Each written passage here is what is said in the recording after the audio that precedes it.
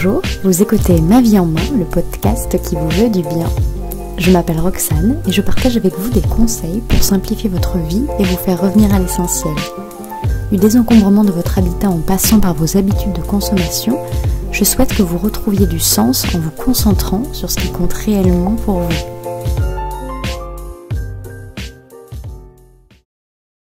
Gommage pour le corps, gommage pour le visage, nettoyant pour le visage, masque pour le visage, masque pour les cheveux, crème pour le visage, crème pour les mains, crème pour les pieds, baume, sérum, shampoing après shampoing, savon pour le corps, savon pour la toilette intime, spray déodorant, etc. Il y a quelques années encore, je possédais personnellement tous ces produits soi-disant indispensables en plusieurs exemplaires. Puis, j'ai jeté un œil aux cosmétiques et produits de soins de mon compagnon, un savon solide, une crème à raser, un déodorant, du dentifrice, un gel pour les cheveux, un rasoir, et c'est tout. En l'observant, j'ai trouvé que ses cheveux et sa peau se portaient aussi bien, voire mieux que les miens. Je me suis aussi souvenu que mes grands-mères n'avaient pas accès à tous ces produits de beauté et qu'elles resplendissaient pourtant de beauté.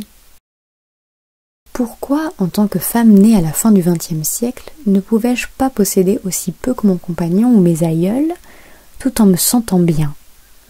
Je ne trouvais pas ça juste. Alors, inspirée par leur notion d'essentiel, j'ai décidé de terminer mes produits entamés pour trouver des alternatives plus économiques, naturelles et respectueuses de l'environnement. Mais alors, comment pouvez-vous à votre tour désencombrer votre salle de bain, surtout quand vous en êtes arrivé au même point que moi il y a quelques années?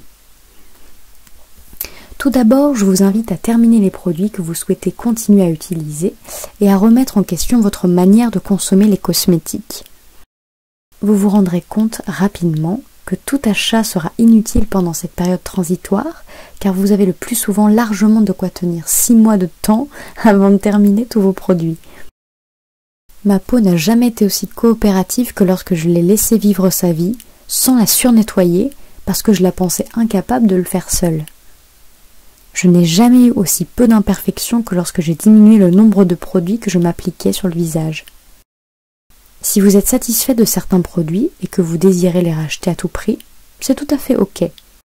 Sinon, pourquoi ne pas tester des alternatives multi-usages naturelles et économiques comme les huiles végétales par exemple? Pas besoin d'aller au magasin bio pour se procurer l'huile la plus rare et onéreuse.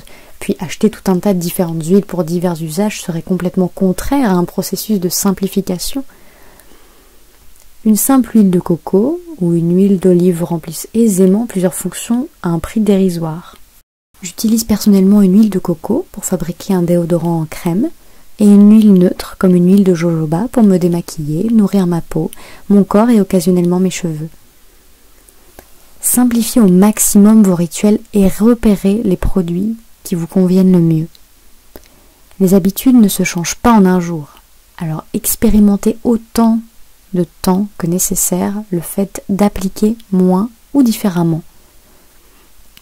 Le fait maison est une excellente méthode pour espacer les achats et je sais que certaines personnes sont a priori réticentes rien qu'à la prononciation du dentifrice maison à l'argile ou déodorant à l'huile de coco.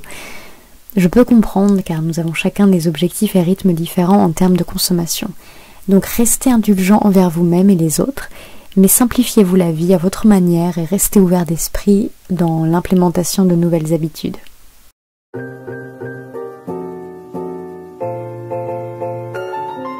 Merci d'avoir écouté Ma vie en main.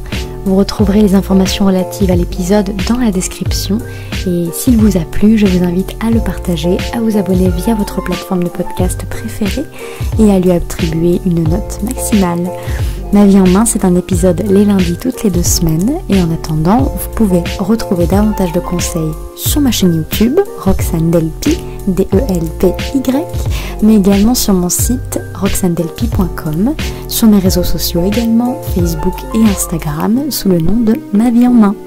Je vous retrouve très bientôt dans un nouvel épisode et d'ici là, prenez soin de vous, c'est le plus important.